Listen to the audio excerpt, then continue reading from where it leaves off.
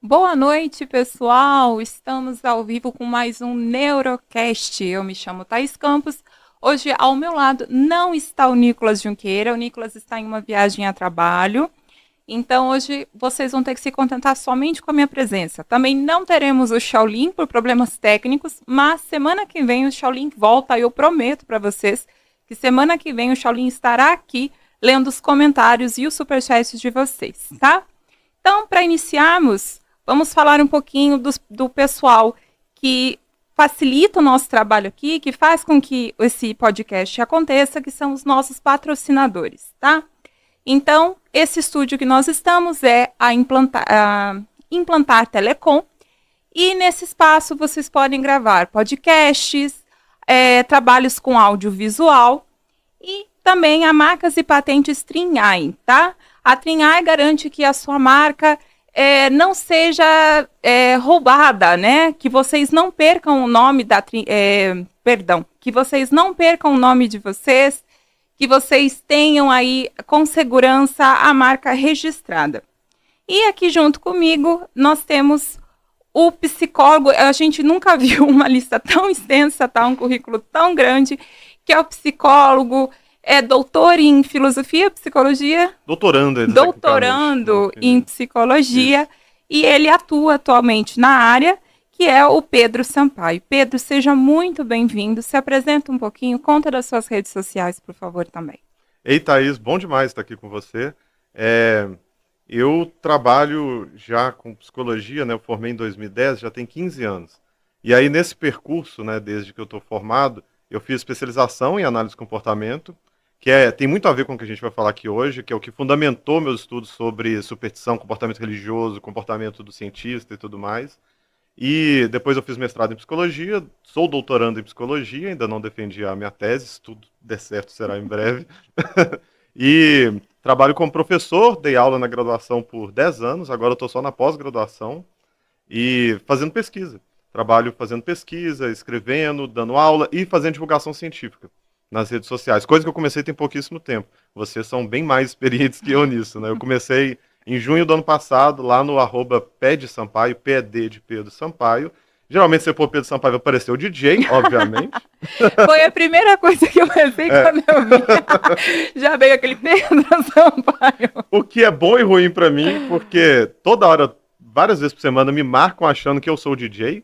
Imagina. E a minha foto é meio colorida, então a galera vê lá e tem um verificado, né? Sim. Então eles já vêm lá, Pedro Sampaio, aparece eu, eles me marcam. Então toda semana tem gente rebolando, me marcando e tal. De vez em quando eu compartilho e de vez em quando eu respondo, eu curto e a galera fica muito empolgada, é muito legal.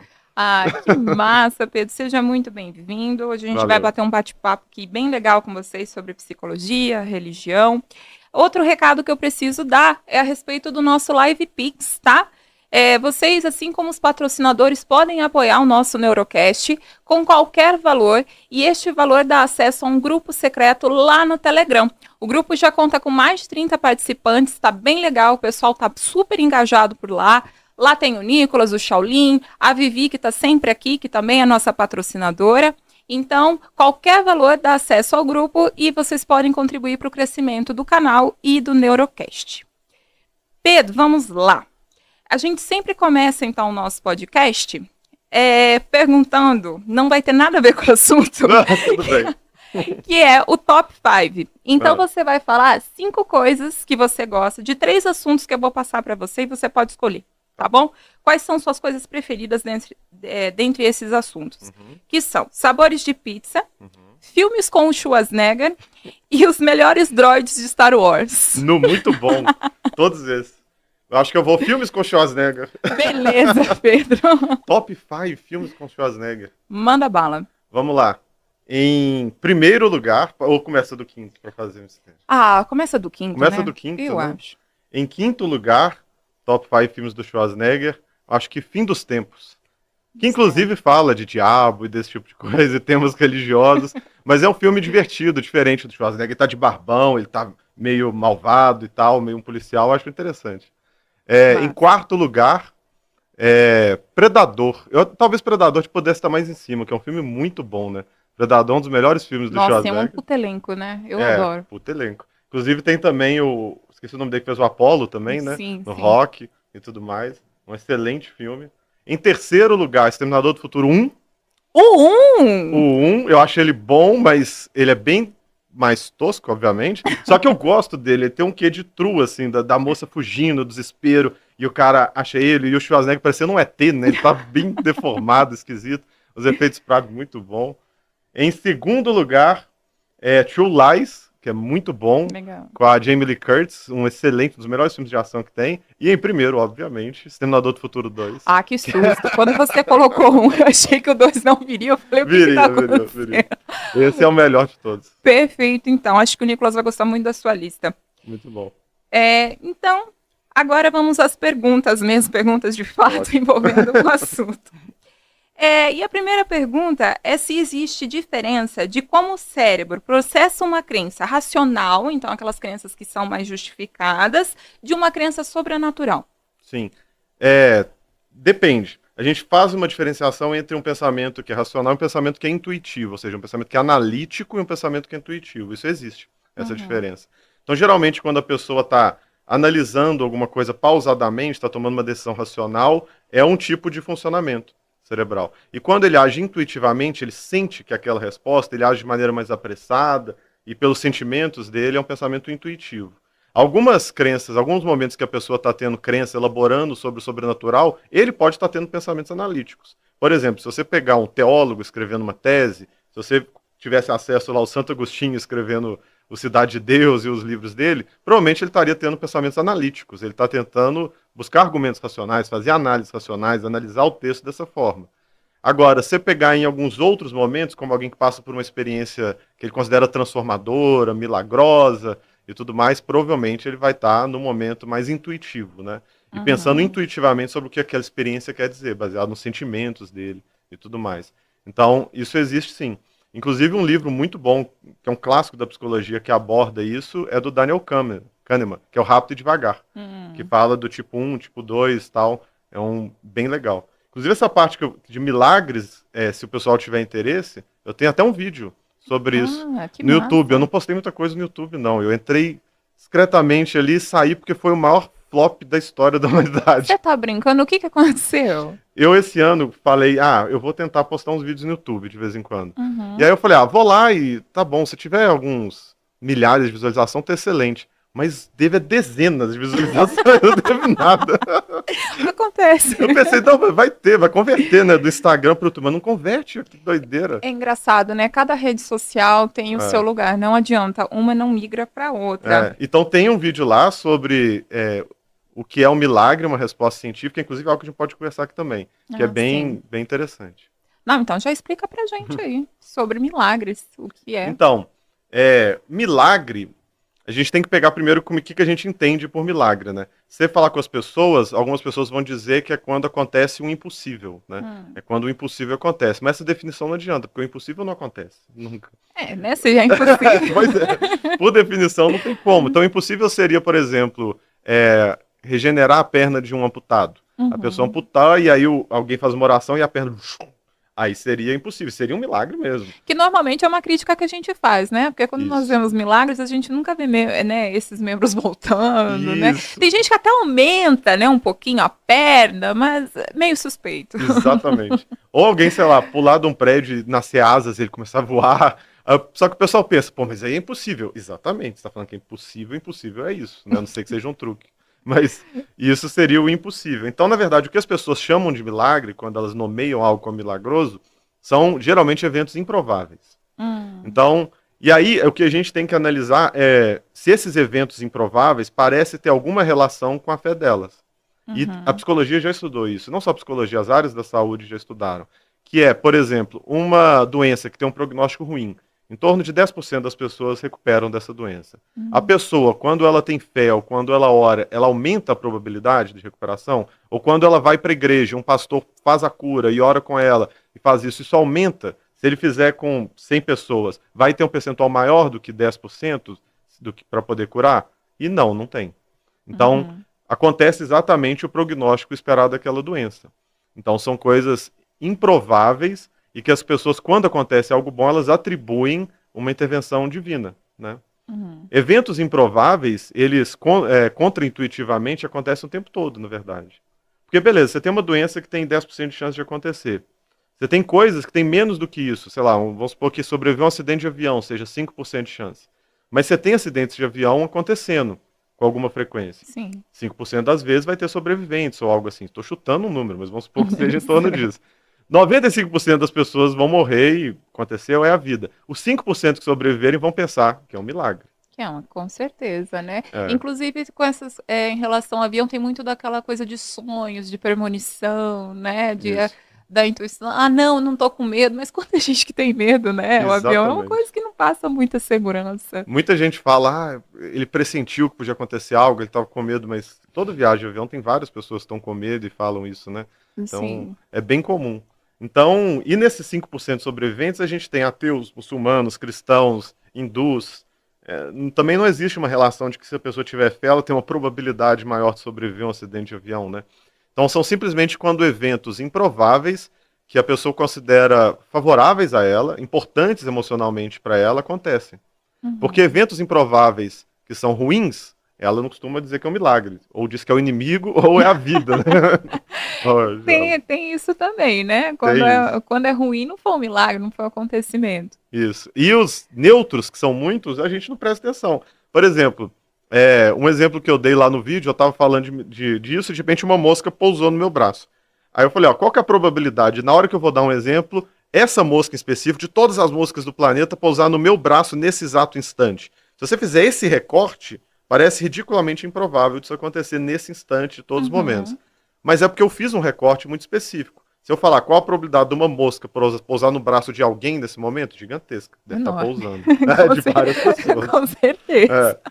Qual a probabilidade de uma mosca pousar no meu braço em algum momento? Gigantesca, já pousou várias vezes na minha vida.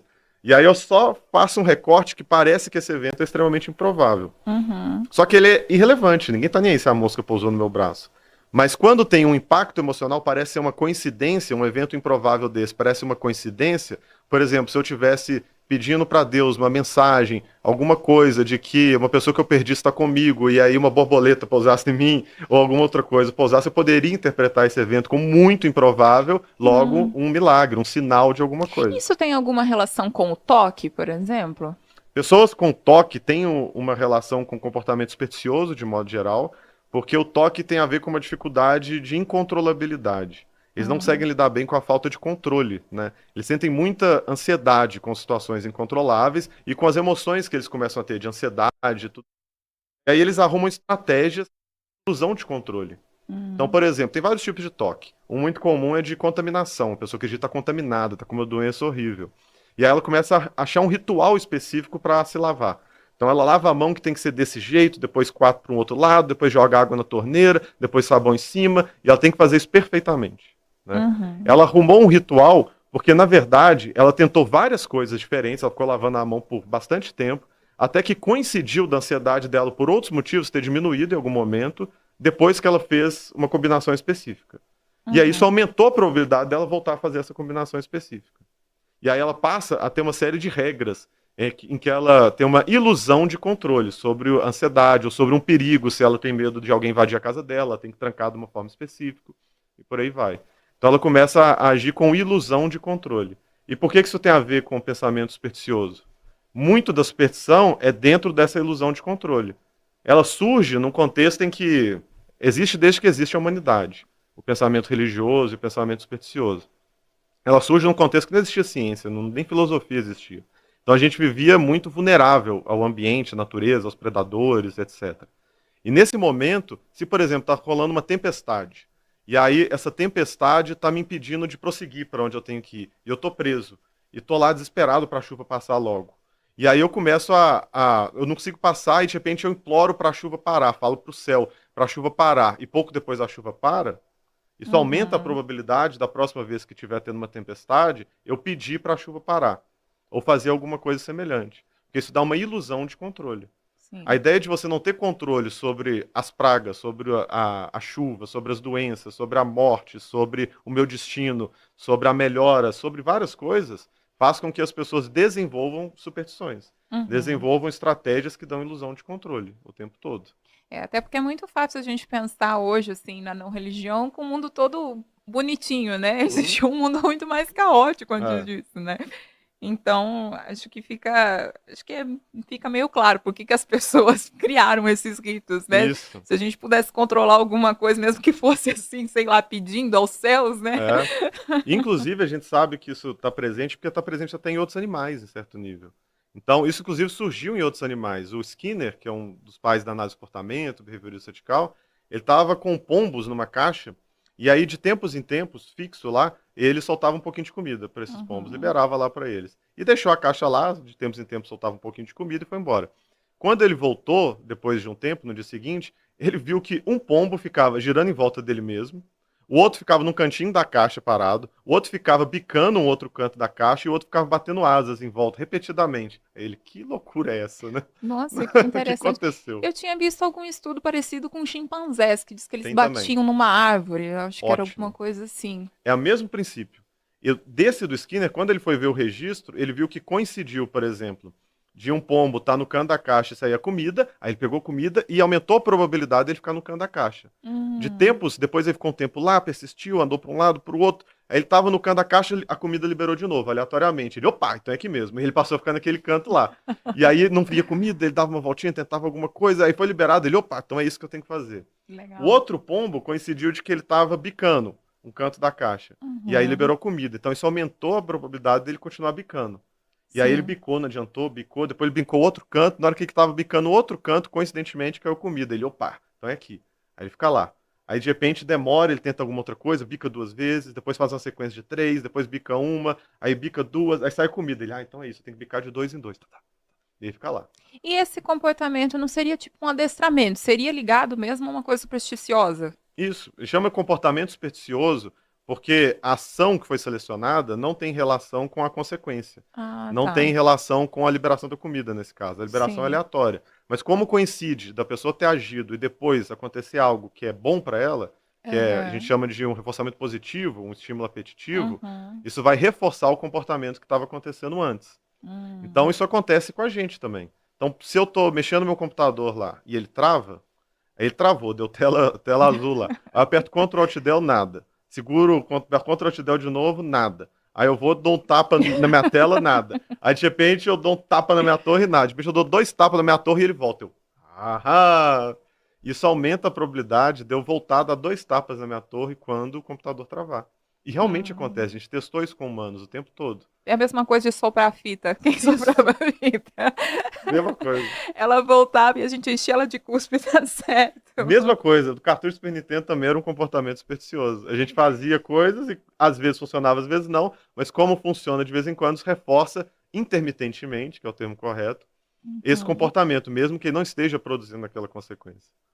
Então isso acontece. E no caso do ser humano é mais legal que dos outros animais, porque os outros animais, ou eles aprendem em contato direto com a consequência lá, com o estímulo, que não tem relação com o Só um comportamento. minutinho.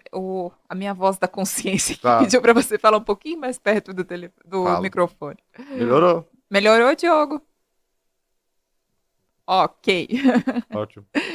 E como no caso dos animais, eles só aprendem em relação direta com o ambiente, com o evento que vai reforçar esse comportamento. Ou, em alguns animais, por aprendizagem vicariante, observando um outro animal fazer, o que também acontece. Tem vários estudos Uhum. de primatas que aprendem superstições com outros primatas e vai passando de geração em geração. Olha que legal.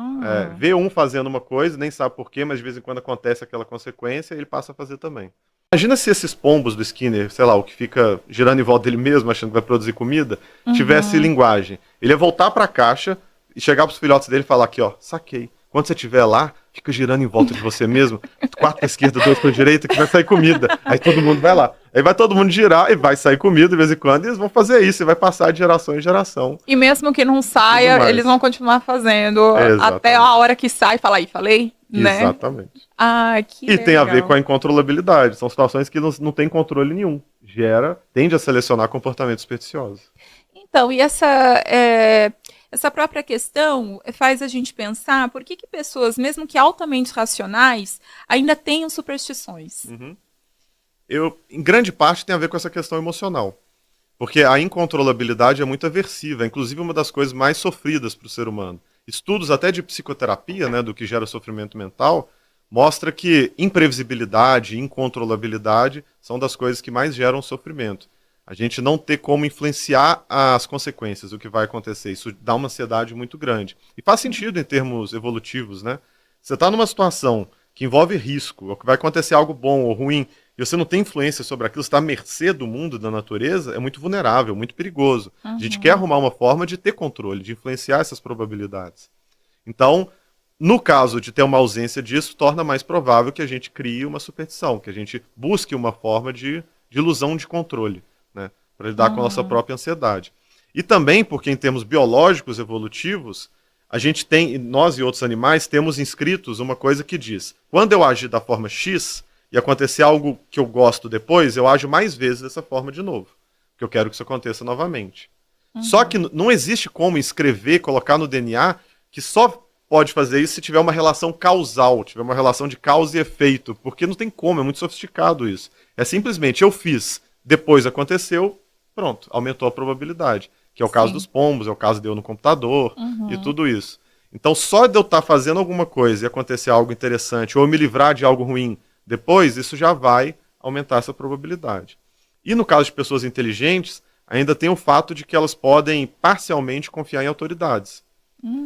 E confiar em autoridades não é exclusivo de pessoas pouco inteligentes, pelo contrário, né? Então, muitas pessoas muitíssimo inteligentes confiam que aquela pessoa que estudou muito, que sabe mais do que ela sobre vários assuntos e sobre funcionamento do mundo e sobre etc., diz que aquilo é real, que aquilo é verdadeiro. Várias gerações fazem isso, os pais ensinaram isso para ela desde sempre, deve ser verdade. E ela presume e age dessa forma. E como de vez em quando dá certo, supersticioso, isso mantém o comportamento. Inclusive, isso que chama reforçamento intermitente, que às vezes dá certo, às vezes não, torna mais difícil a extinção do comportamento, ela abandonar, do que se fosse o tempo todo. O comportamento é mais resistente. Então, faz com que a pessoa persista e continue fazendo aquilo várias vezes, mesmo se não funcionar. Exemplo, ela começa a orar para conseguir uma promoção no emprego. E ela, no dia seguinte, não é promovida. Nem na semana seguinte, está orando há 7 dias. Nem 3 semanas depois, orou 21 vezes. Mas se aí na 4ª semana ela é promovida, ela... Ahá! Minhas orações Era funcionaram. insistência. Pois é. Legal. Então, é meio, assim, meio contraintuitivo, porque a gente pensa que pessoas mais vulneráveis, mais suscetíveis, com menos estudos, que vão cair assim, na conversa de outras pessoas, mas pessoas inteligentes também, então, tem a mesma coisa. Elas também podem. Até a... existe tem uma percentual maior de céticos e de ateus, etc., de acordo com o nível de escolaridade. Quanto maior o nível de escolaridade, tende a ter um percentual maior. Só que a gente especula que a relação aí não é tão direta com a inteligência, assim com a escolaridade e a bolha. Porque quando você vai frequentando uma bolha mais científica, mais acadêmica, a escolaridade vai subindo, aumenta a probabilidade de você conviver com cientistas que têm um pensamento mais racional, mais cético e tudo mais, testam hipótese, etc. Então passa a ser reforçado também naquele meio você ser mais racional. Então aumenta a probabilidade da pessoa se tornar ateia ou cética e tudo mais. Que vem daquela ideia, então, que quem tem a família que já não é religiosa, provavelmente também não E ela se torna... tem uma chance muito maior de não ser. Tá certo. E crianças e adultos, elas acreditam em superstições da mesma forma ou há uma evolução durante as etapas? Tende a haver uma evolução. Tem, claro, muitos adultos com pensamento considerado tipicamente infantil, muito mágico, né? Mas o pensamento da criança tende a ser mais mágico, né? Ela ainda não entende muito bem as relações de causa e efeito do mundo, né? As justificativas dela não são muito sofisticadas, né? Então, tem até alguns estudos que mostram que a criança tem uma tendência grande a atribuir intenção a objetos inanimados, a atribuir... Por exemplo, ela acredita que o rio existe para poder dar água para ela, ou tal coisa para poder dar aquele alimento. Ela atribui esse tipo de tensão. Ou que tal coisa machucou ela de propósito, a porta bateu nela de propósito. Esse tipo de coisa. Então elas tendem a atribuir esse tipo de intenção às coisas, né? E isso também aumenta a probabilidade dela atribuir intenção à natureza e a várias outras coisas desse tipo. E torna ela também propensa, ainda mais do que já seria, a acreditar nos pais, nas outras pessoas que também descrevem isso. Então a criança ela entende muito pouco do funcionamento do mundo. E muito do que ela depende é da descrição dos adultos ensinarem elas, né? E com razão. Se a gente deixasse ela tomar as decisões delas mesmo, seria uma péssima ideia. Elas tendem a tomar decisões ruins para elas mesmas. Elas tendem a ser impulsivas e não entender muito bem das coisas. Mas, dado essa confiança que ela tem nos adultos, ela vai supor que se ele diz que aquilo existe é real, aquilo existe é real. Né? E só bem depois, à medida que ela vai desenvolver um pensamento crítico, um raciocínio, é que ela pode vir a questionar isso ou não. O adulto, ele já tem, em média, mais desenvolvido esse raciocínio crítico, essa capacidade de analisar racionalmente. Então, às vezes, você encontra, por exemplo, o Nietzsche chamava isso de cérebro dividido. Né? Ele falava que era como se o cara que era engenheiro ou um mecânico, ele fosse o cara mais científico, que aplica todos os rigores e métodos da ciência no dia a dia, para poder fazer a ponte ficar em pé, para fazer as coisas darem certo, e sabe que aquilo que funciona, aquilo real, descarta hipóteses ruins, mas logo depois ele acredita em coisas completamente sem fundamento, abstratas, e vai contra todo o outro pensamento dele. Ele falava que era como se a pessoa sustentasse um cérebro dividido. Aqui eu adoto toda a minha racionalidade, senso crítico, aqui eu abandono ela e porque eu me sinto assim, ou porque as pessoas dizem que é assim, eu vou concordar. Então isso acontece frequentemente no adulto. Ele começa a utilizar sistemas diferentes para as coisas. Né? Em um, ele acredita que é possível você ser racional, científico, mas que existem coisas que a ciência não alcança. Que esse método, modo de pensar cético e racional não funciona.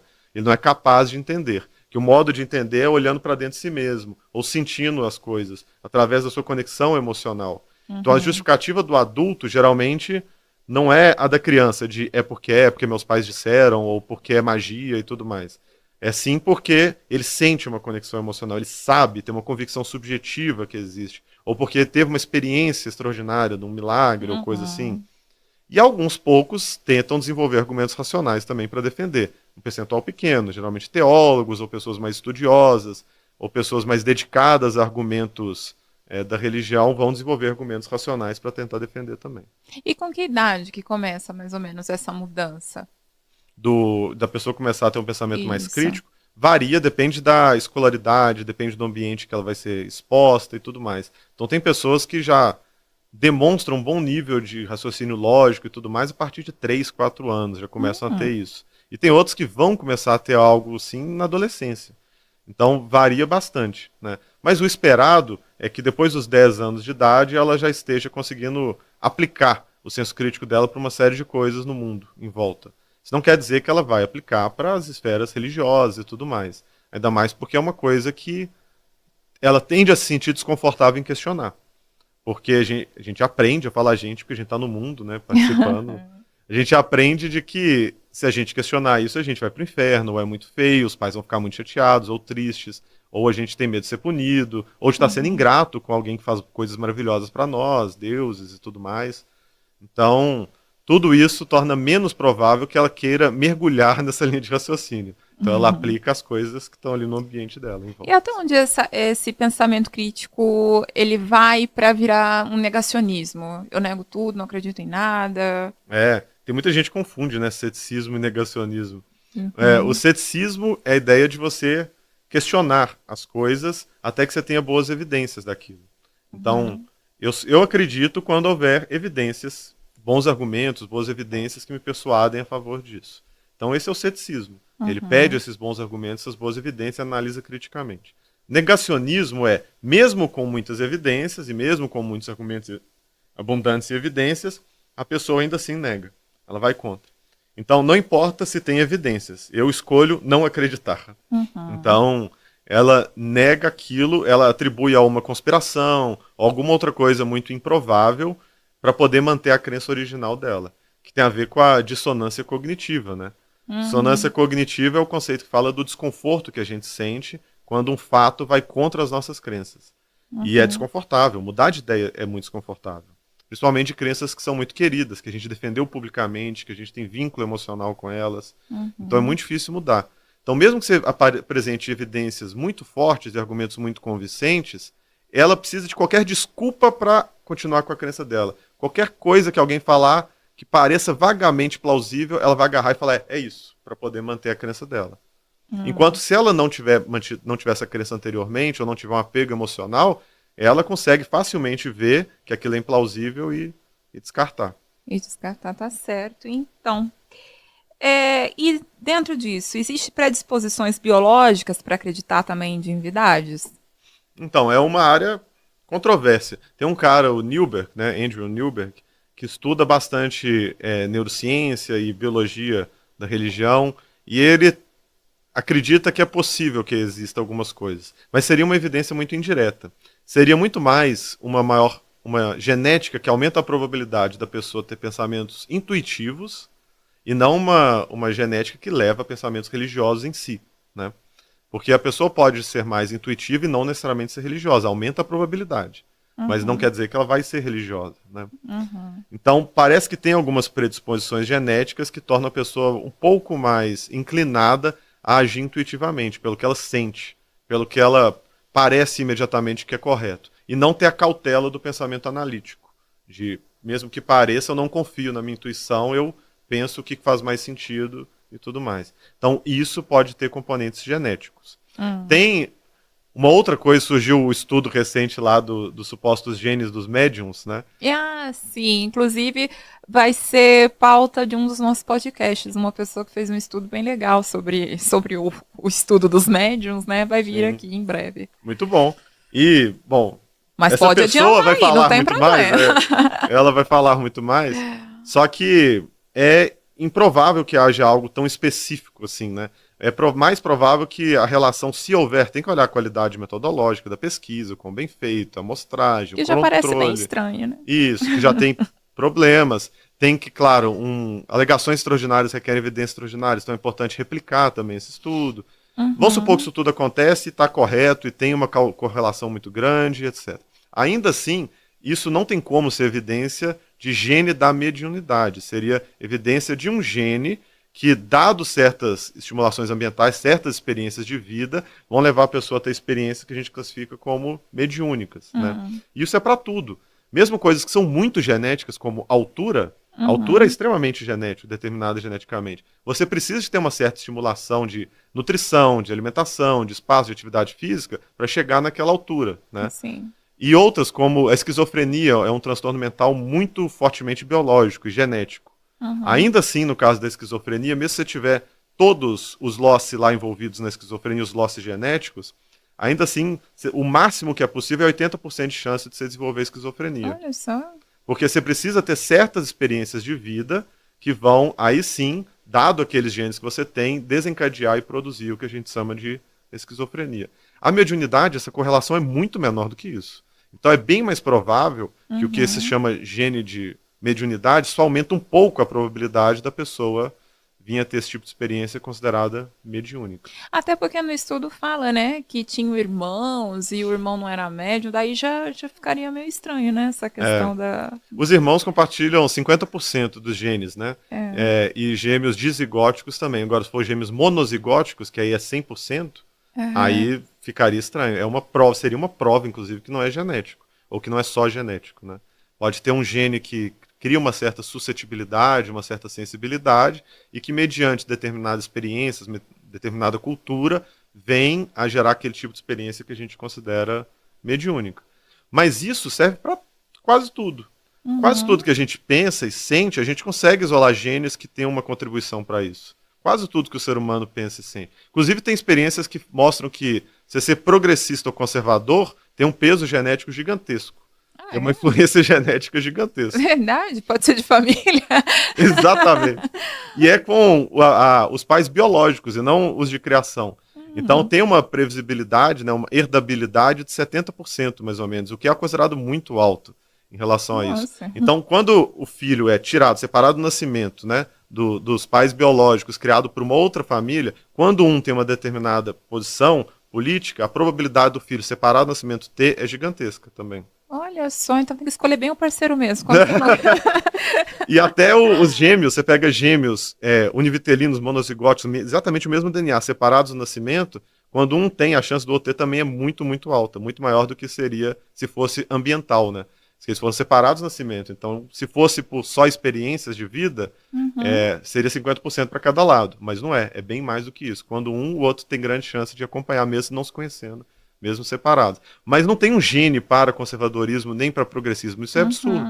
Sim. Tem outros genes que vão mediar e aumentar essa probabilidade. Por exemplo, no caso do conservadorismo, a hipótese mais robusta atualmente é que uma reação à ambiguidade uma aversão à ambiguidade prevê a pessoa ser, uma probabilidade bem maior dela ser conservadora. Que é, tem pessoas que desde bebês, e parece que tem um gene relacionado a isso, e isso tende a ser estável ao longo da vida, gosta das coisas muito separadas em categorias e muito previsíveis. E sente muito desconfortável com estímulos ambíguos e com coisas que parecem trocar de categoria, né? Que consegue alterar. Sim. Uma coisa que parece que é uma coisa que sinaliza ser algo, mas que no fundo é outro. Isso gera uma aversão e um desconforto para aquela pessoa muito grande. Isso parece confuso para ela. Sim. E ela também tende a ter menor abertura a novas experiências, que é um traço de personalidade. Ela tende a gostar de coisas mais previsíveis e mais conservadoras nesse sentido. Ela não se abre para novas experiências.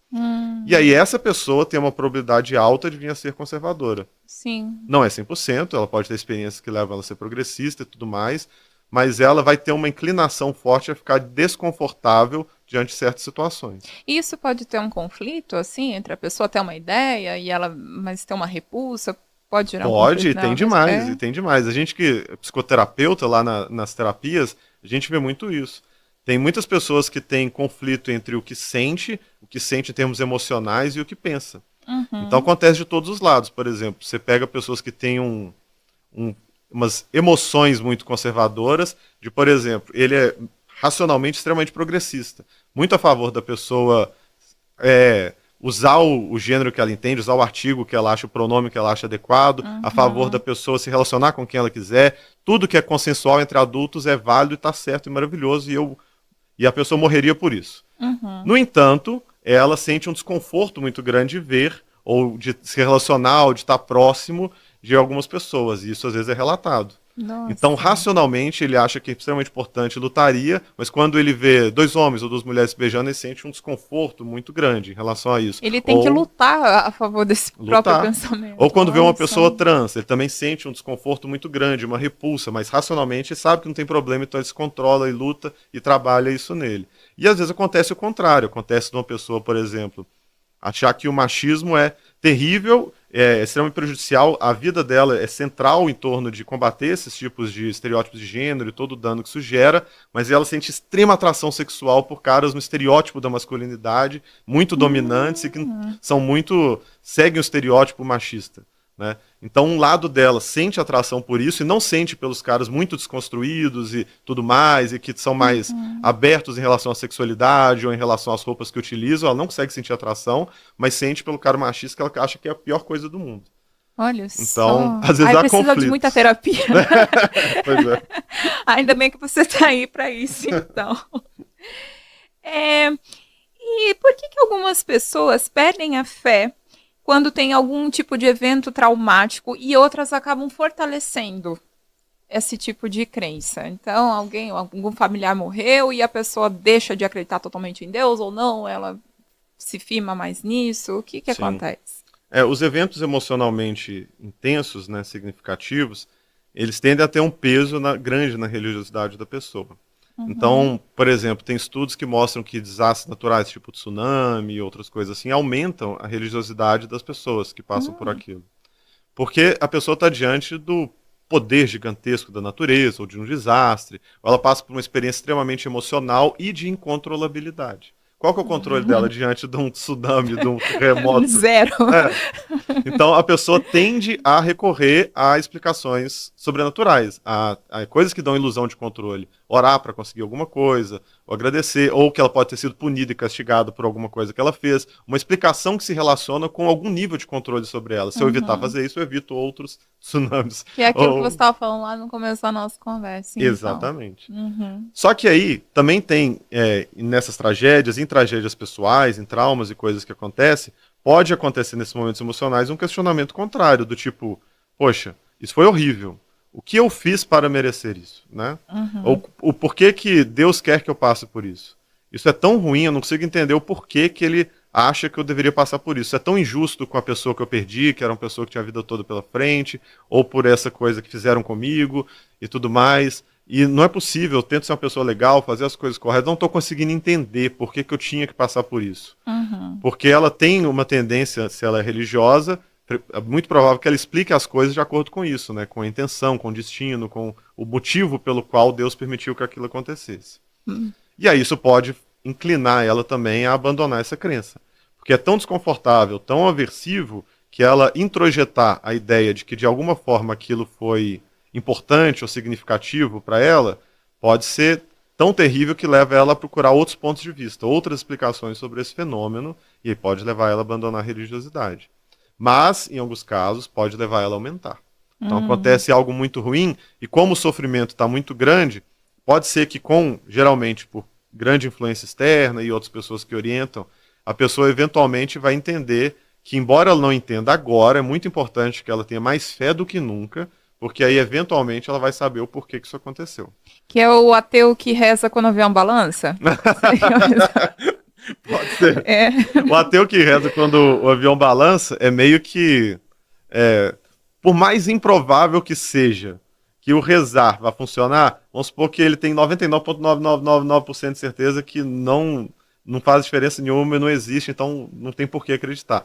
Mas, como ele não tem nenhum controle na hora que o avião está caindo, não tem nada que ele possa fazer, ele vai rezar. O 0,0001% de chance da oração funcionar é o máximo que ele tem. Então, vamos lá. É isso que dá para eu fazer no momento. Exatamente.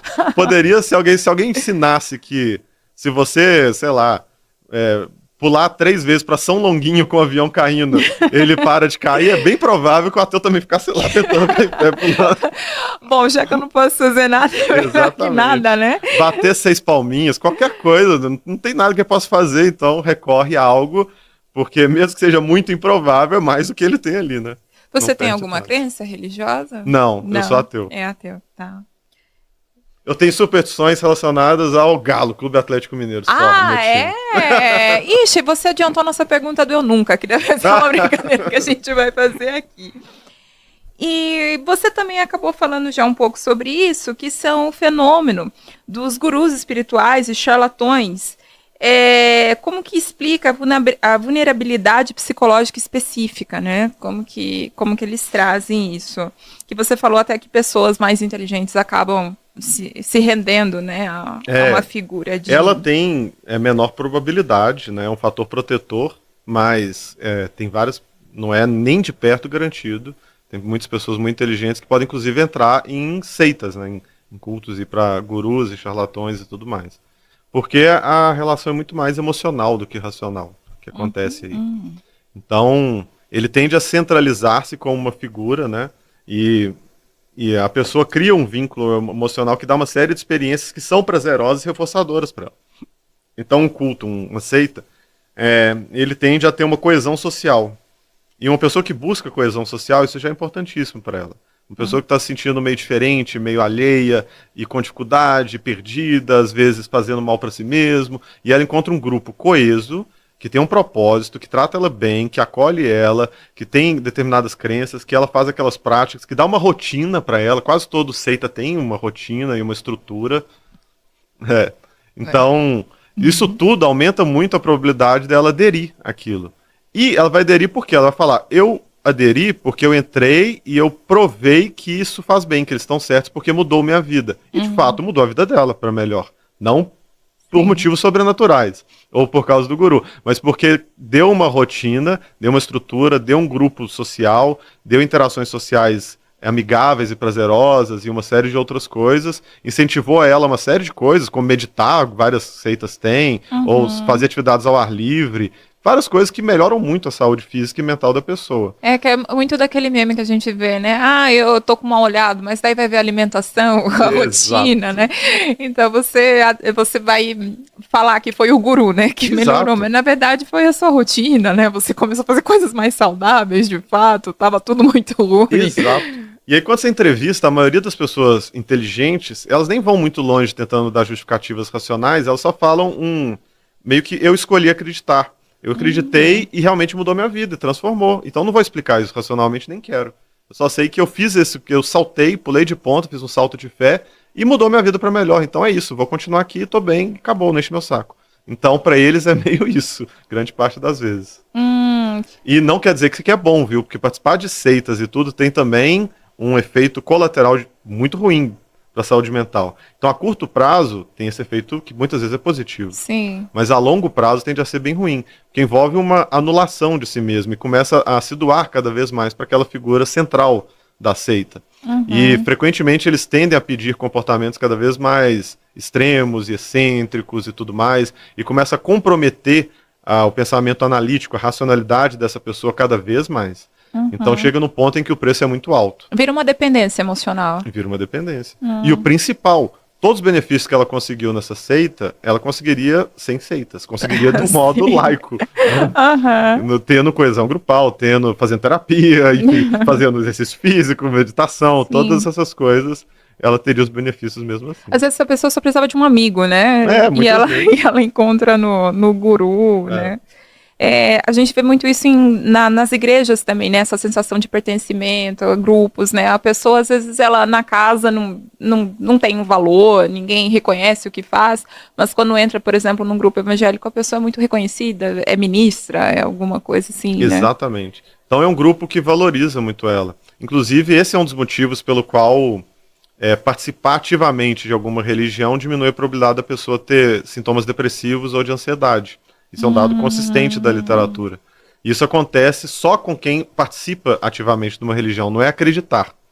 Então, você ser, por exemplo, espiritualista, quer ter crenças em Deus, mas você não tem uma religião, não frequenta, isso não adianta. Pelo contrário.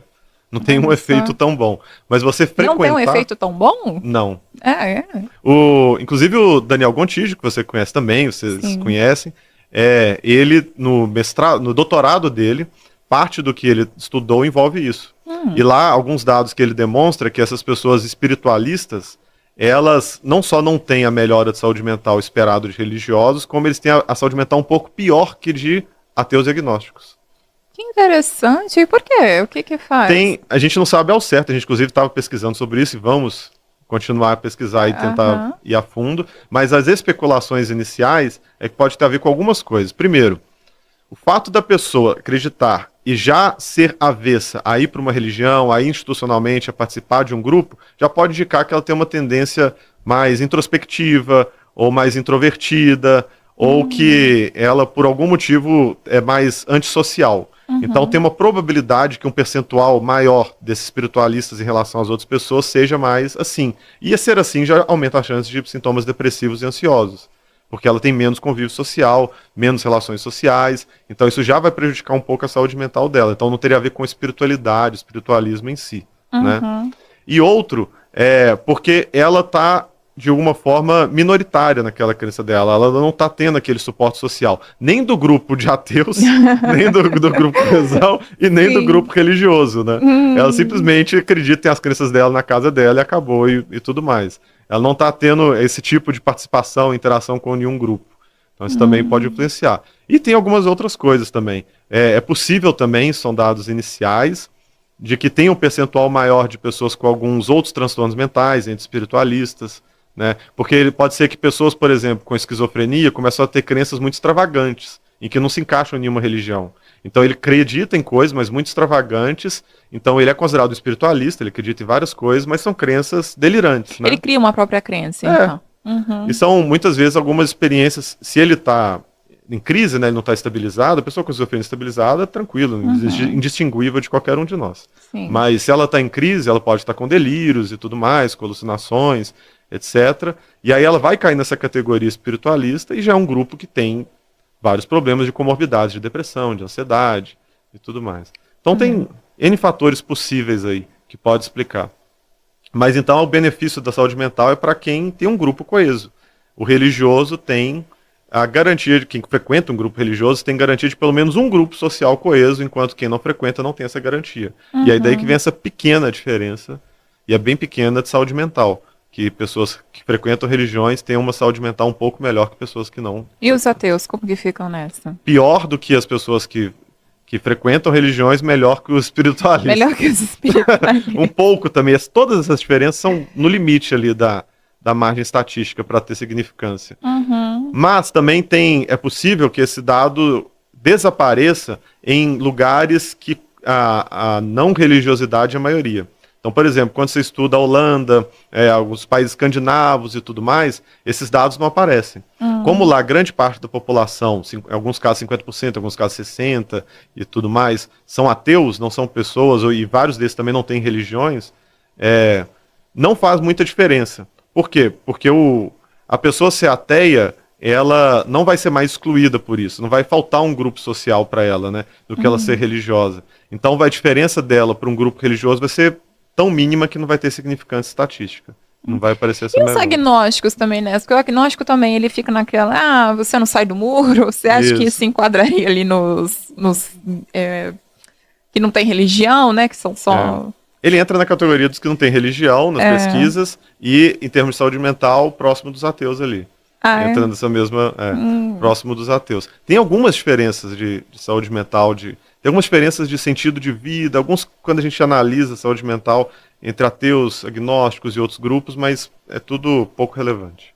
E você acha que as redes sociais, a inteligência artificial, podem moldar novas crenças e superstições?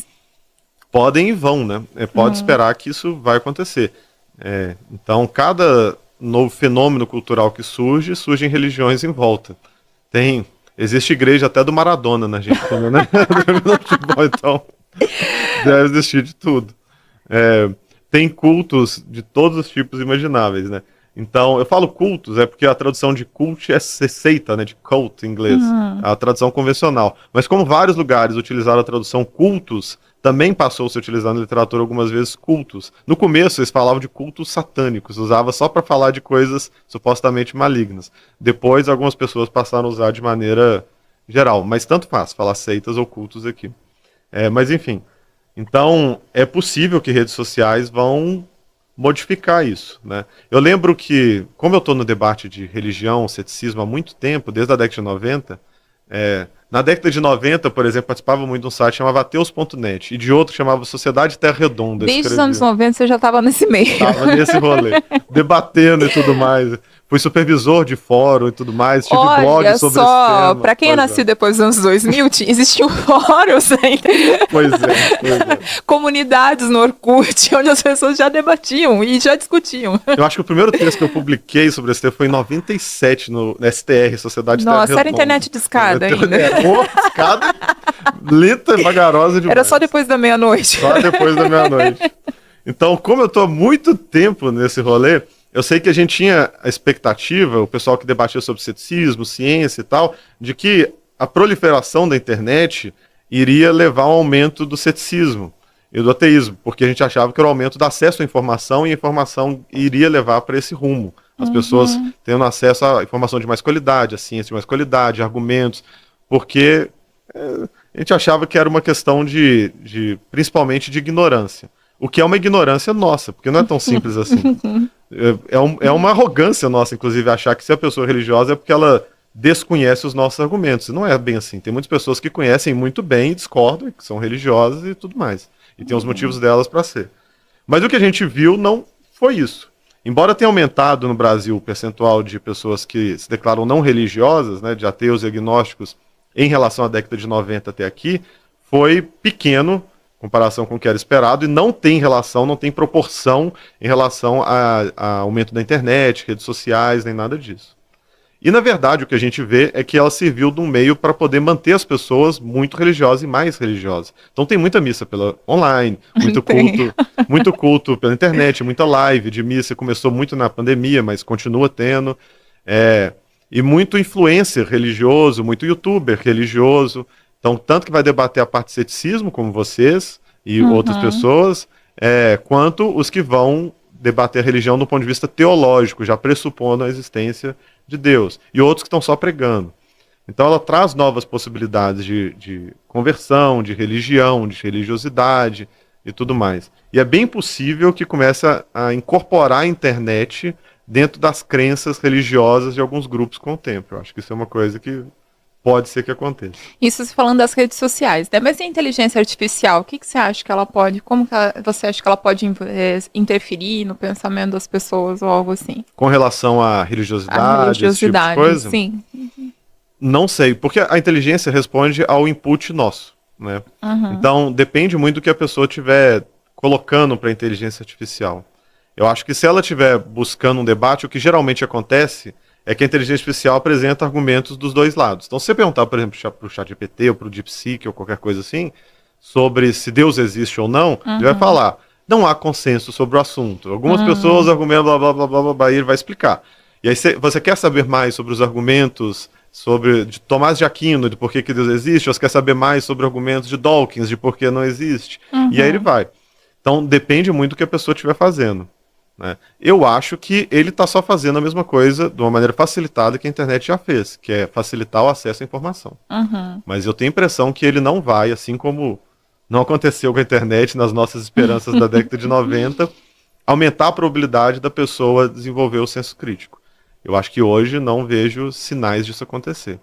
Na verdade, pode acontecer o contrário. Como ele economiza muito do nosso pensamento, a gente pergunta muita coisa para ele, ao invés de tentar pensar por conta própria, deduzir, raciocinar se faz sentido, pode ser que ele até diminua a qualidade do senso crítico e terceirize esse pensamento para a inteligência artificial.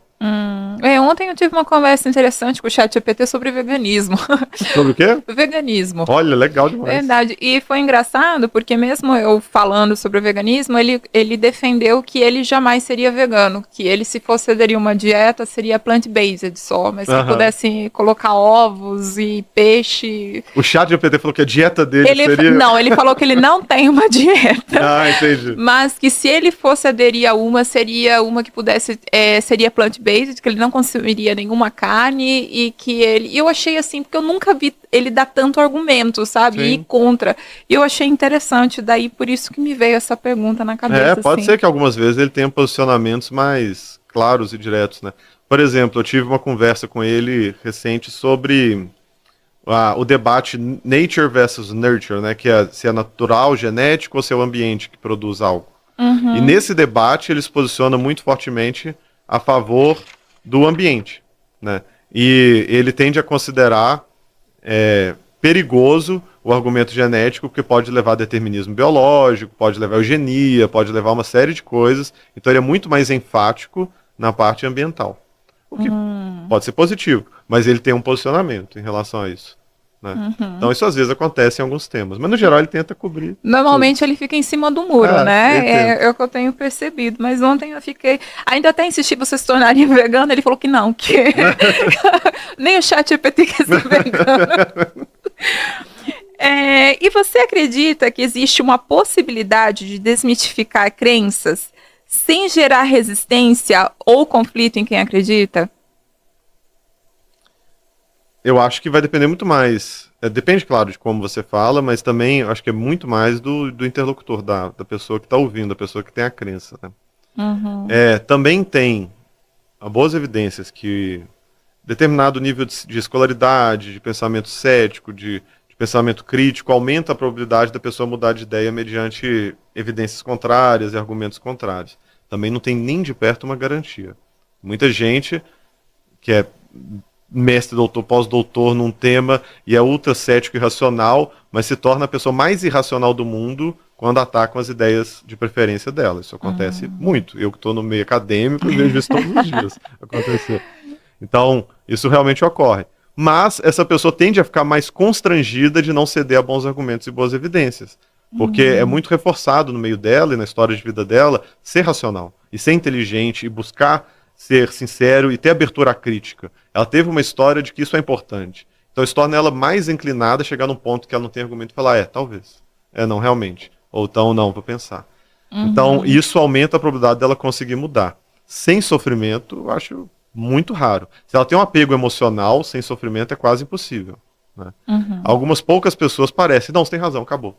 Mas já mudou? Acabou, entendi. Mas não é geralmente feito assim. E nem seria bom se fosse. Por quê?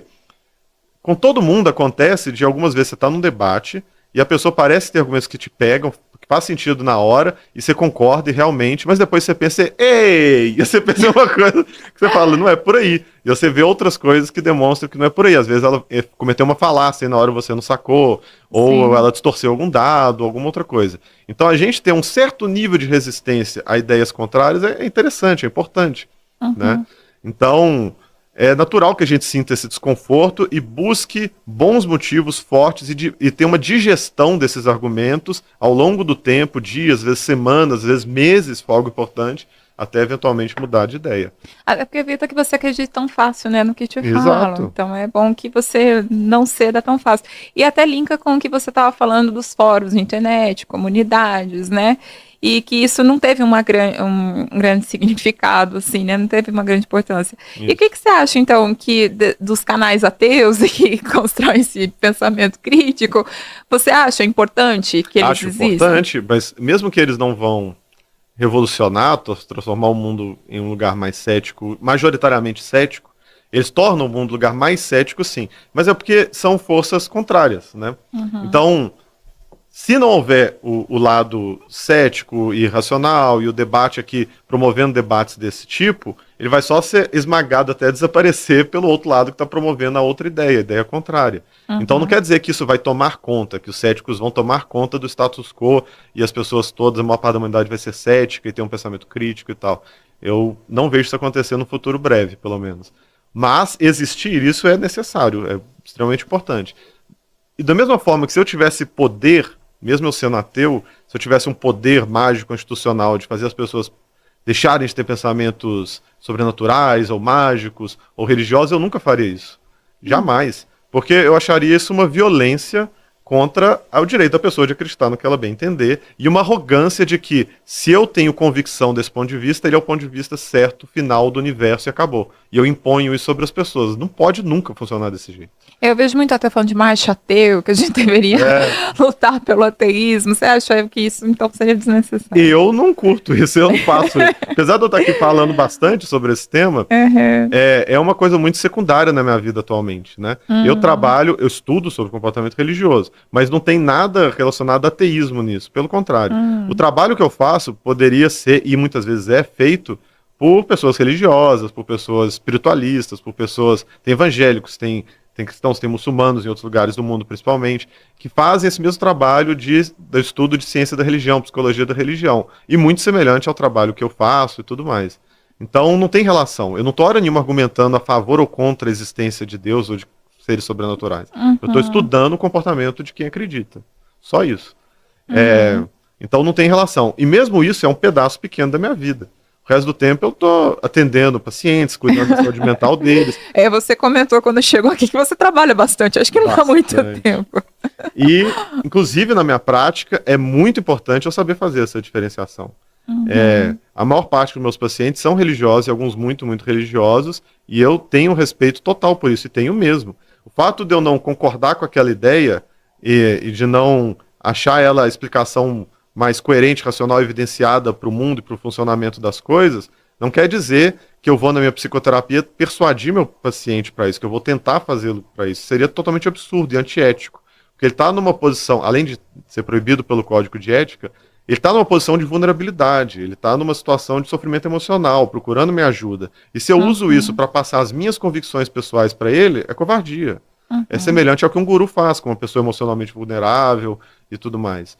Então isso jamais seria feito. Então é um ambiente no qual eu não só respeito, como eu adoto o ponto de vista da pessoa. Se a pessoa está sofrendo e está em conflito por causa das crenças dela, por exemplo, ela teve uma perda pessoal, que você falou, uma tragédia, e ela está sofrendo porque Deus fez isso com ela, e etc, etc, eu ajudo ela a pensar sobre o assunto dentro da crença dela.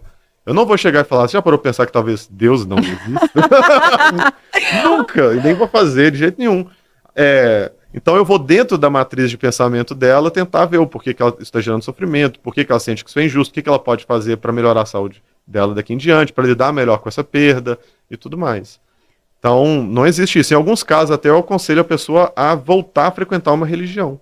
Ah, sim, para ela se sentir bem, se sentir acolhida em comunidade de novo, né? Exato, às vezes a pessoa ainda acredita, mas por algum motivo ela parou de frequentar, mas aquilo era claramente muito importante na vida dela, na saúde mental dela. Então eu posso e devo, como profissional que cuida da saúde mental dela, sugerir, por que você não tenta voltar para a igreja e tudo mais, que era importante para você, por que você parou de ir, e aí a gente conversa sobre, se tiver motivos que fazem sentido não voltar, ótimo, não volte. Mas se não tiver, forem outras circunstâncias que afastou, às vezes vale muito a pena ele retomar, e aquilo de fato pode melhorar a saúde mental dela. Não está no meu lugar escolher que ela não deve ir, porque aquela crença, na minha visão, está equivocada. Não faz sentido. O psicólogo, ele não tem religião no consultório, né? Ele tem que se abster, porque a gente também vê muitos casos contrários, né? Às vezes de pessoas que são religiosas e tendem a trazer isso na consulta também. Exato. Eu nunca ouvi o caso de um psicólogo ateu que tentou ateizar um paciente religioso, mas já ouvi muito do contrário, muitos e muitos casos. Inclusive veio uma pessoa aqui 2 semanas que ela estava falando que ela foi uma psicóloga, isso gerou até um conflito entre ela e o Nicolas, né? Que ela foi e daí ela pediu para a psicóloga para ser atendida com constelação familiar, porque ela sabia que a psicóloga faria isso. E o Nicolas ficou questionando se isso seria certo, se isso poderia acontecer ou não. Hoje não pode, pelo Código de Ética, porque o CFP não reconhece a constelação familiar como uma prática psicológica, ela não tem evidências, não é científica e tudo mais. Porque ela é mais religiosa, né? Assim. Ela tem uma matriz de origem religiosa, né? Mas o principal foi porque ela não tem evidências, as teorias por trás dela não tem nenhuma consistência, ela não vem muito da psicologia, vem de outras áreas e tudo mais, e porque os estudos que fizemos sobre constelação familiar mostram que ela não só não funciona, né? Ela não leva a uma melhora maior do que um placebo, por exemplo, como ela ainda tem mais efeitos colaterais, ela tem mais casos de piora de saúde mental, de gerar danos psicológicos do que se ela não tivesse tratamento nenhum ou tivesse um placebo. Então, ela é um risco. O CFP, o Conselho Federal de Psicologia, não pode concordar, porque ela tem uma chance razoável de piorar a saúde mental da pessoa. A constelação, ela pode piorar? Pode. Devido ao modo como eles trabalham, ela vai expor a pessoa a coisas muito emocionais. E às vezes eles fazem algumas coisas que eu considero uma covardia emocional, assim. Então, por exemplo, uma pessoa muito próxima a mim foi numa constelação familiar e ela tinha perdido um bebê. Teve um aborto espontâneo e tudo mais. E aí ela estava com questões no relacionamento, no casamento. E aí a consteladora fez alguém representar o feto, o bebê que foi perdido. E começou a falar de como isso era o filho dela e que ela está negando que ela teve um filho, que o filho está presente, que existiu, e que ela está negando e rejeitando o filho. E o filho, a pessoa que interpretava o filho, chorava e falava que ela está negando ele e que ela está fazendo isso e que ele teve que ir embora mesmo porque ela não aceita ele e que blá blá blá. Isso gera um dano emocional significativo, além de trazer uma coisa muito vulnerável, muito dolorida para a pessoa ali. E o constelador não tem nem capacidade de lidar com essa crise emocional que ele está gerando. Mesmo que ele seja psicólogo. Depende. Não pode interferir, então. Uma coisa não poderia... Dentro da constelação familiar, eles não têm repertório, não tem nada que eles demonstraram que eles são capazes de lidar e conduzir isso para um lugar melhor. Né? Existem práticas psicoterapêuticas que a gente consegue fazer manejo de crises, seja de depressiva, ansiosa e tudo mais, e tem como. Mas ali dentro da constelação não tem isso. Não tem uma orientação ao que fazer ou como conduzir para um lugar melhor. Então, muitas vezes isso gera danos, além de como eles partem de pressupostos culturais muito arbitrários, conservadores e tradicionalistas e bem machistas. Isso também pode gerar danos. Eles podem, e muitas vezes acontecem, tentar induzir uma esposa, por exemplo, a continuar com o marido, que é importante, que é necessário, porque foi escolhido, e por etc, etc, sem catar num relacionamento abusivo. E, enfim, 1 milhão de coisas que é absolutamente contra a psicologia, que não faz sentido. Nossa. Então, por isso que hoje a pessoa não poderia utilizar isso dizendo que é psicologia. Né? E mesmo sendo uma escolha do paciente, porque ela pontuava muito isso, ela batia muito na tecla de que ela quem escolheu que ela usasse a abordagem da constelação. Não poderia de qualquer forma, ela teria que falar, são coisas diferentes. Eu não sei legalmente, mas é porque eu sei que tem um problema gigantesco que não tem nenhuma lei que proíbe alguém de se dizer psicoterapeuta, por exemplo. E também não tem, até onde eu saiba, nada que proíbe alguém de utilizar a constelação familiar. E sim colocar a constelação familiar como prática da psicologia. Não é uma psicoterapia validada pelo CFP, com reconhecimento da psicologia, e nem ensinado nos cursos de psicologia. Não pode. Mas a pessoa aplicar, até onde eu saiba, não é um crime. Ela se dizer consteladora e fazer constelação familiar. E se ela é psicóloga e também faz constelação familiar, também acho que não tem nada que ninguém possa fazer. Se ela disser que ela não está fazendo como psicóloga, e sim como terapeuta, consteladora familiar, eu acho que aí acaba o poder do Conselho Federal. Mesmo parecendo que ela usou um pouco desse peso da psicóloga assim, e da divulgação. Não e isso acontece não tem como dias. fazer uma denúncia. Eu não sei, igual eu falei, não sei a parte legal do direito, mas sim. eu suspeito que tenha margem para ela se esquivar aí. Isso assim. também acontece na parte da religião. Então tem muito psicólogo que atende as pessoas da sua própria igreja, o que não tem um problema. Mas esses, de vez em quando, misturam as coisas. E começam a fazer pregações religiosas enquanto terapeutas para aquelas pessoas. E isso é proibido. Né? Ela não pode fazer esse tipo de coisa pelo CFP. Ela poderia, inclusive, ter cassado o conselho, o registro dela profissional, né?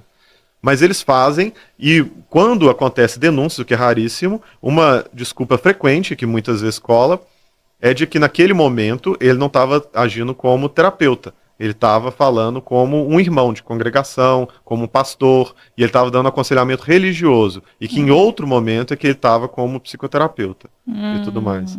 Então fica extremamente difícil fazer isso. É difícil, né? Saber até onde vai. Bom, muito obrigada, viu, por todas as respostas que você deu, os conhecimentos que você trouxe. Mas a gente, antes de encerrar totalmente o Neurocast, nós fazemos algumas brincadeiras. Uma delas é o Eu Nunca, tá? Você conhece o Eu Nunca? Conheço o Eu Nunca. Ah, então fez faculdade, né? Fiz faculdade. De lei. Então tá, porque alguns convidados têm dificuldade. Para quem não conhece o Eu Nunca, nós faremos perguntas e se a pessoa fez algum desses questionamentos, ela tem que tomar um pouco de água aqui no caso, né? Porque a gente não tá... Eu vou pegar água para você só um minuto, que eu vi. Você quer água ou quer gasoil? Pode ser água mesmo, sem gás.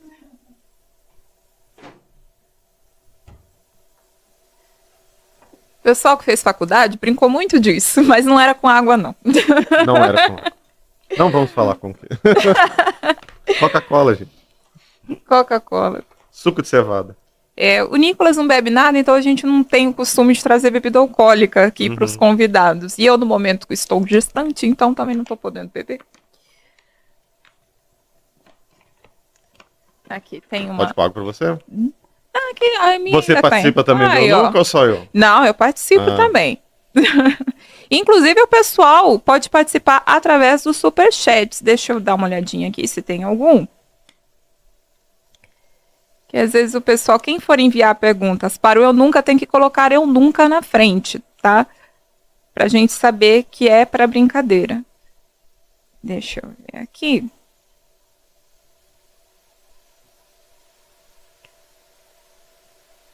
Hoje a pessoa responsável pelo superchat não conseguiu entrar. Perguntaram se o Nicolas aprendeu a magia da invisibilidade, mais ou menos. Ele está se escondendo lá no Paraguai. Deixa eu ver, nenhum superchat no momento, então tá bom. Então vamos começar aqui o Eu Nunca, tá? Daí eu vou começar lendo e depois você lê. Eu nunca pesquisei obsessivamente sobre um fenômeno paranormal para tentar explicá-lo. Ainda bem que é água. Já comecei me ferrando. Foi o que eu mais Pode fiz ler. já. Você pode pegar uma agora.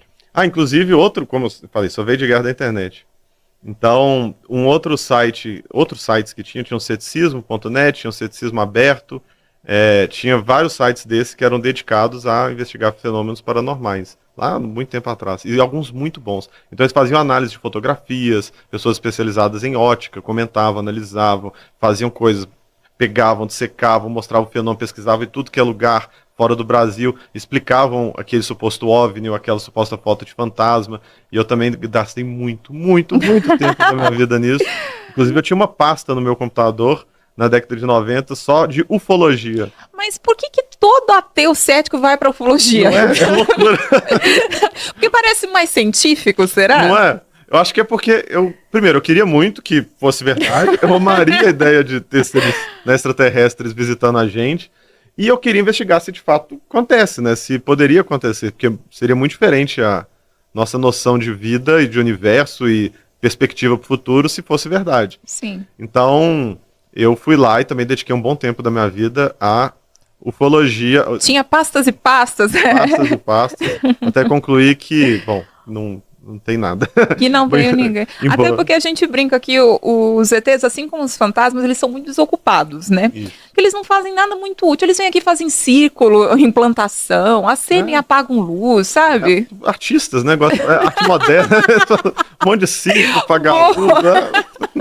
É artista invadindo o É planeta. por isso que é a arte mais evoluída que tem, a arte moderna, e são muito bons. Tá certo. Pode pegar uma pergunta ali, por favor?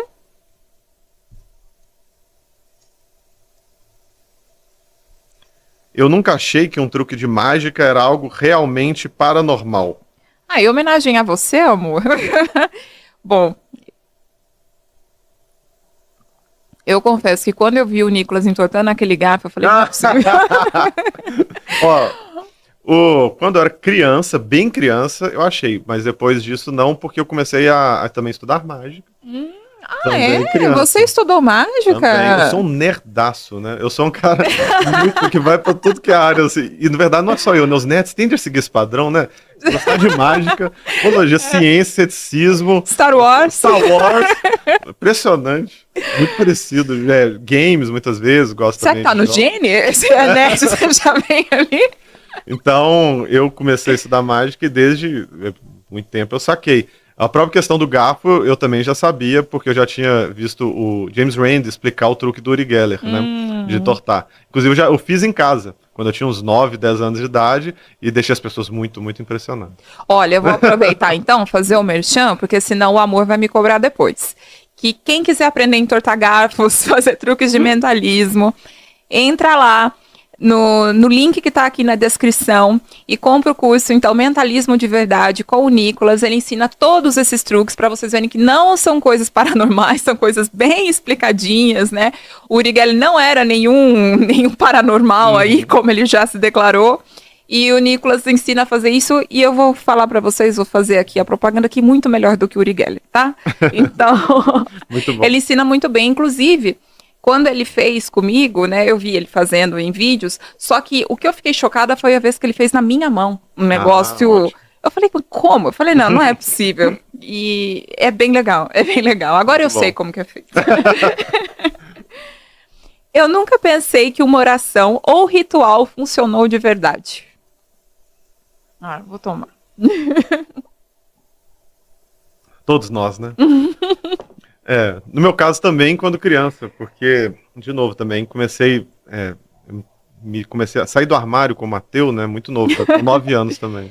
Jura? Eu também. Eu falo isso, a primeira pessoa que eu escuto, mas eu com 8 anos eu discuti a existência de Deus na escola. Imagina que criança capeta, né? Maravilhoso, adorei. É raro, eu também tô encontrando pela primeira vez alguém que teve um lar religioso e que muito novo começou a questionar. Muito bom. Olha só, o que sua família era? Católica, né? Eles não eram... Não praticantes, óbvio. Era mais ou menos. Meus avós muito, meus pais na época não muito, mas eu fazia a primeira comunhão. Foi durante a primeira comunhão que a primeira Eucaristia, né, fazia ali, que eu comecei a questionar demais, fui ler, estudar e achei internet, algumas coisas, até que eu cheguei à conclusão que eu não acreditava. Então Ué. foi quando eu tava no processo lá de catecismo, né, de estudar no catecismo. E você passou por aquela etapa de pode ser uma luz, uma energia ou não? Passei. Passou.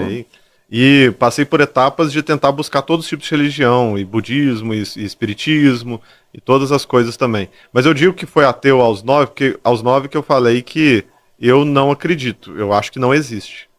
E aí quero ver, mas vou tentar, vou buscar, vou procurar, mas por enquanto eu acho que não existe. Eu falei isso abertamente e desde então não mudei de posição ainda.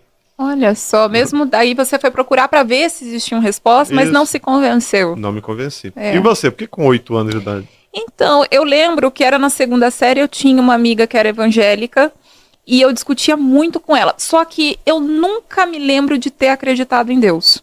De, assim, acreditar mesmo. Sim. Eu lembro de ter medo, de achar que eu poderia ser punida por não acreditar, mas eu não lembro nunca de ter sido convencida. E assim, eu fui uma criança que não acreditei em Papai Noel, nunca acreditei em Coelhinho da Páscoa, nada disso. Sim. E Deus, pra mim, ficava mais ou menos nessa etapa aí, né? Ficava tudo junto. Então, Deus, pra mim, nunca foi convincente, mas eu me assumi mesmo até lá na adolescência, que foi quando eu falei, quando eu tive, assim, aquela ideia de poxa, mas existem outras religiões e eu nego todas elas. Elas eu já tenho certeza que não existem. Sim. Eu só acredito no Deus aqui, né, do cristianismo. Falei, então não deve existir também. Aí foi aí que eu me assumi, mas eu nunca acreditei. Ué, muito legal, muito raro também, muito, muito raro. Muito bom. Mas minha família também, eu vou falar assim, nunca foi muito religiosa. Acho que é você, né? Sou eu. Tá, ok.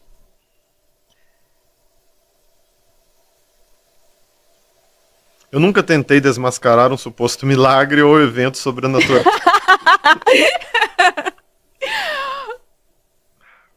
Acabei de mencionar, né? Amor, bebe aí. Acabei até de mencionar uma explicação para os milagres e para as coisas de milagres e tal. Mas já fiz isso várias vezes em família, com amigos e etc. Não, desde 9 anos, falando que é ateu, deveria ser um pentelho, né? Muito insuportável. Insuportável. Também tentaram me intimidar, contar histórias de que, eu já tive essa fase, uma vez eu questionei, e aí o diabo apareceu pra mim e fez tal coisa, e pra me dar medo e fazer várias coisas assim. E você ficou com medo? Fiquei. Ficou. Porque quem falou era meu pai. Nossa. E que ia acontecer e tal. Eu fiquei com medo, mas eu falei, eu fiquei com medo, mas não, eu pago pra ver. Eu concluí que se Deus existisse, ele ia entender que eu tenho bons motivos pra achar que ele não existe e que quando eu tivesse algum bom motivo eu ia acreditar e tá tudo bem. E é isso. Então... Inclusive, foi uma conversa que nós tivemos semana passada sobre isso, que até o convidado falou assim, que Deus, se ele existe, ele deve ser melhor do que as pessoas que ele criou. Então, como tem pessoas que perdoam, ele também deveria perdoar a gente por ter esse questionamento. Muito bom. Eu nunca usei... você já fez isso porque você falou que você gosta de futebol. Eu nunca usei um amuleto acreditando que ele poderia me proteger. Eu proteger meu time, eu vou acrescentar. Pois é. Eu, não necessariamente um amuleto. Bom, já usei, mas não porque eu queria. Já usei aquelas fitinhas de São Jorge, quando vai pra Salvador. Mas eu não tava pensando que me proteger, só colocaram e tá tudo bem. Eu acho que é Nosso Senhor do Bonfim. Nosso Senhor do Bonfim, isso, nossa. Vê que é ateu Tantos mesmo. anos atrás. Pois é. É isso. Mas em futebol, eu tenho, sabendo que é totalmente absurdo e sem sentido, eu me permito, porque eu me divirto com isso, ter várias petições, do tipo, eu tenho que ver o jogo com a camisa tal, eu nunca posso ver no bar tal que deu azar, eu nunca posso ver com tal pessoa, que sempre que eu vejo o pé Galo, frio. eu tenho que assistir separado dele, e várias outras coisas assim. Eu sei que não faz o menor sentido, sei que não vai alterar a probabilidade do jogo, mas vai que, né? Eu acho que nesse nível, quando a superstição não tá prejudicando nada seu, não tá afetando um comportamento, mas serve de entretenimento pessoal, tá tudo certo. Se eu tô me divertindo, tá ótimo. Certo. Tem aquela cueca também que você não lava pro jogo? Quase isso. Oh, tem a camisa. Meu Deus do céu. Menos mal. Mas eu lavo ela, tá doido. Mas tem. Eu nunca me senti culpado por não seguir um ensinamento religioso. Não. Acho que não. Primeira vez que alguém não bebe. É a primeira vez. Já quando eu era criança, lembro de sentir culpado porque fiz algo contrário ao que Jesus falou, que estava na Bíblia, e ficar mal com isso. Mas até difícil, porque eu acho que era uma culpa moral também, né? Acho que dependendo da religião, fazer coisas que a gente acha errado gera culpa também. Pode ter por vários motivos, às vezes porque deixa alguém triste também, né? Sim. Eu nunca tive uma experiência que me fez questionar a minha visão sobre o sobrenatural. Eu já. Desde que eu disse que sou ateu, não. Já teve o sentido contrário, né? Os argumentos que me fizeram deixar de acreditar no sobrenatural. Mas uma coisa que me fez questionar se de fato será que o sobrenatural não existe, ou acho que existe, não teve. Nenhum, ficou ateu convicto. Então, o avião balançou, você não rezou. Eu posso rezar, mas vai ser do tipo, totalmente bobagem, não faz sentido nenhum, não funciona, não existe, mas melhor que 100% de chance de não fazer nada, 0,00001, tá bom pra mim nesse momento. Tá certo. Então, você. Mas não, nem nesse contexto eu rezei, eu nem lembro, na verdade. Porque não faz parte de mim, né? Tanto tempo sem. Não ocorre a mim. Eu nunca bati na madeira para afastar um mau presságio. Eu já. Já deve ter batido. Então, Eu até comentei com o Nicolas, quando a gente fez essas perguntas, que eu falei que a madeira virou quase assim, um Deus me livre. Isso, pois é. Você já bate, já é automático, né? Não Exato. É um tique cultural, né? Sim. É uma coisa que não indica a crença, indica só parte do grupo ali. Até por isso que a gente colocou ele, falei, ele vai beber, com certeza ele bateu na madeira. Com certeza, acho que todo mundo já bateu. Acho que não tem jeito. Deixa eu ver. Eu nunca tentei conversar com um espírito ou uma entidade. Eu já. Eu também. Inclusive, recentemente, nós tentamos um tabuleiro Ouija. É mesmo? Verdade. O tabuleiro era tão ruim que nem a gente tentando mexer, ele se mexia. Ele era o tabuleiro que nunca vai assustar ninguém, converter ninguém. Não, ele tinha muito atrito. E, inclusive, a gente colocou ele em cima de uma caixa de pizza e o pessoal se convenceu que tinha alguma coisa, que tinha imã. Não tinha nada, era só pra ficar mais alto, Sim, né? sim. Mas nem tentando. Até teve uma hora, assim, que o Nicolas falou... Ele falou, gente, eu tô tentando mexer faz um tempão e não vai. Mas a gente tentou. Mas eu já tentei também conversar. Você já tentou, assim, só ver se respondia? Já tentei tanto na época que eu acreditava, quanto quando eu não acreditava, pra ver. É uma das coisas de vou tentar, deixa eu ver o que acontece. Por enquanto eu não acredito, mas vai que. Então deixa eu ver se existe. Então, embora eu já não acreditasse, já tentei.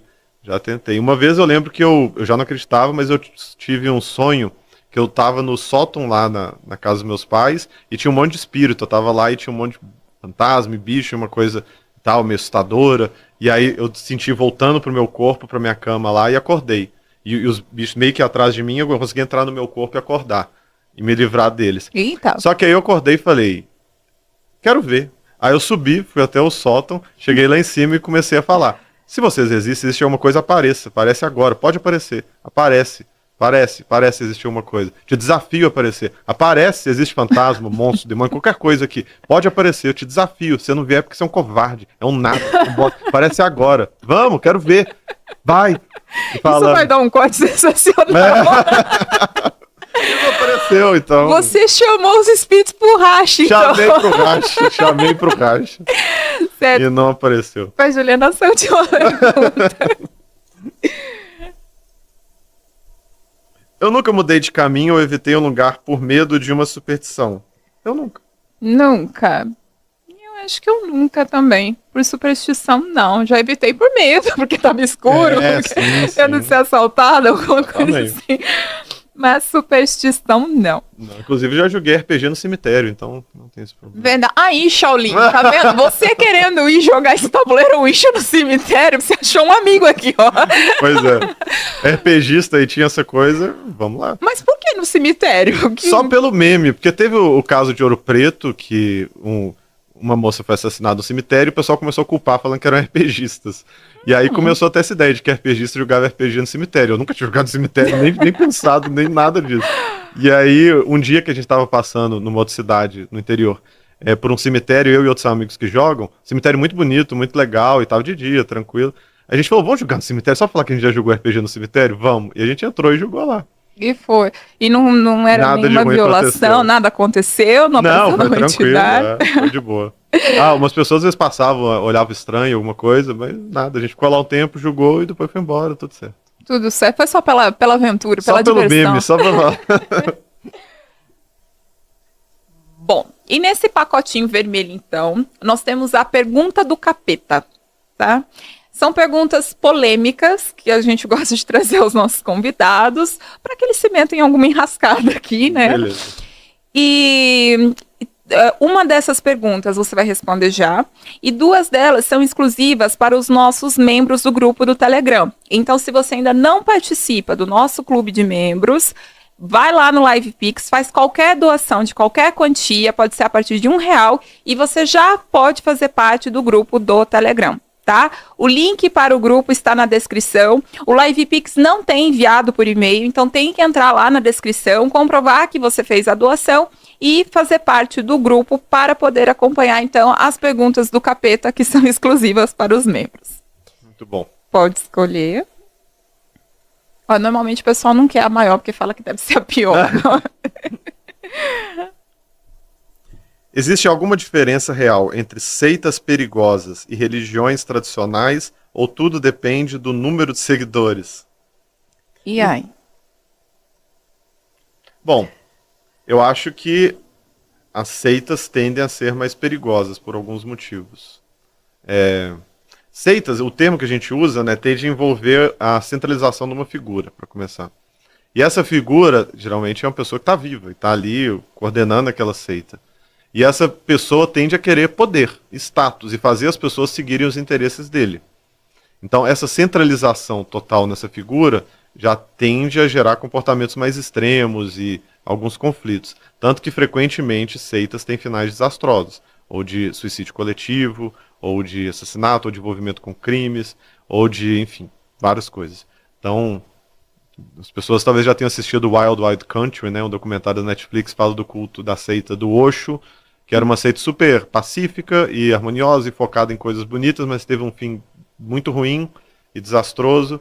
E outras mais, que desde o começo parecem uma má ideia e tiveram finais terríveis, como o do Jim Jones e algumas outras assim. Uhum. Então as seitas tendem, por sua estrutura, a ter uma probabilidade maior de gerar uma coisa bem ruim. As religiões tradicionais, talvez não, porque elas têm que se haver mais com o público, com a crítica, né? Elas estão mais inseridas na cultura, né, de certa forma. Elas As devem seitas- mais satisfação. Isso, as seitas tendem a isolar aquele membro. Uma das características de seitas é isolamento. Isola os membros do contato com outras pessoas e só tem um contato para fazer o proselitismo, para converter alguém, ou para alguma outra finalidade, arrecadar dinheiro, alguma coisa assim. Mas tende a produzir uma alienação ali, daquela pessoa deliberada, um isolamento. E dentro dessa bolha pequena e restrita, eles começam a ter práticas que vão crescendo e tendem a se tornar mais extremas. As religiões tradicionais não necessariamente. Na verdade, ao longo do percurso histórico, né, elas se tornaram menos práticas, elas começaram a fazer menos as práticas extremas.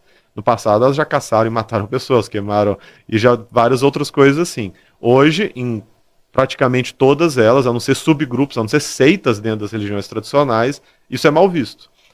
De modo geral, nem se você pegar catolicismo, as religiões protestantes, o islamismo, as religiões de matriz africana, candomblé, o hinduísmo, nenhuma delas vai ter nada que defenda caçar pessoas de outras religiões, matar pessoas de outras religiões abertamente, fazer uma guerra abertamente contra, não está incentivando esse tipo de prática abertamente, não está fazendo nada desse tipo. Então, acho que elas tendem a ser menos. O que acontece que pode ser perigoso é quando a religião se une com o Estado, e aí algumas religiões tradicionais ficam muito perigosas por isso, como é o caso dos países teocráticos. Em que em alguns países teocráticos, como a Arábia Saudita e alguns outros, alguns preceitos presentes no livro sagrado se tornam lei. E aí isso vira um perigo. Então, por exemplo, abandonar a religião, a apostasia, leva à pena de morte naqueles países. De novo, a Arábia Saudita não está defendendo caçar cristãos pelo mundo, não está defendendo esse tipo de coisa, não está defendendo que as pessoas morram pela religião. Então o pessoal fala, mas e homens bomba? Tem nada a ver com o islamismo, são subgrupos, são seitas dentro dessas religiões. Seitas tendem a ser mais perigosas. Mas a religião, de um modo geral, não defende, pelo contrário, é muito vocal contra esse tipo de prática. Então eu acho que realmente as religiões tradicionais tendem a ser menos perigosas. Elas têm que se haver mais com a cultura, com o público, com o meio, com a sociedade, com a lei, com o Estado. Enquanto que as seitas ficam mais blindadas porque eles ficam fechados, né? Isolados. Legal, muito bom, tá vendo? Não se absteve da pergunta do capeta, respondeu muito bem. Pessoal, eu gostaria de agradecer a presença de todos que ficaram com a gente aqui na live. Muito obrigada, Pedro, pela entrevista, foi ótima, né? Acho que o pessoal gostou bastante, o pessoal aqui no chat está elogiando. Valeu demais, Thaís. Muito obrigada, espero que você volte mais vezes aqui para conversar. Da próxima vez, quem sabe o Nicolas estará aqui e fará outras perguntas para você. Ótimo, estou à disposição, vai ser um prazer voltar. Adorei, inclusive o estúdio tá de parabéns, o pessoal, muito bom. Olha, eu sou nosso patrocinador aqui, Implantar Telecom. Implantar Telecom, olha, tá colocando em risco o estúdio que eu gravo meu podcast lá. Viu só? Fica esperto, viu? Viu só como vale a pena ter a gente aqui implantar? A gente já conseguiu um convidado aqui para vocês. Isso é uma pressão para eles me darem um desconto. Tá certo. Muito bom, Thaís, obrigado. Muito obrigada, Pedro. Obrigada, pessoal do chat. E Nicolas, um beijo, amor. Tô esperando você sábado, hein? Um beijo, Nicolas, também. E é isso, Diogo. Podemos encerrar. Valeu.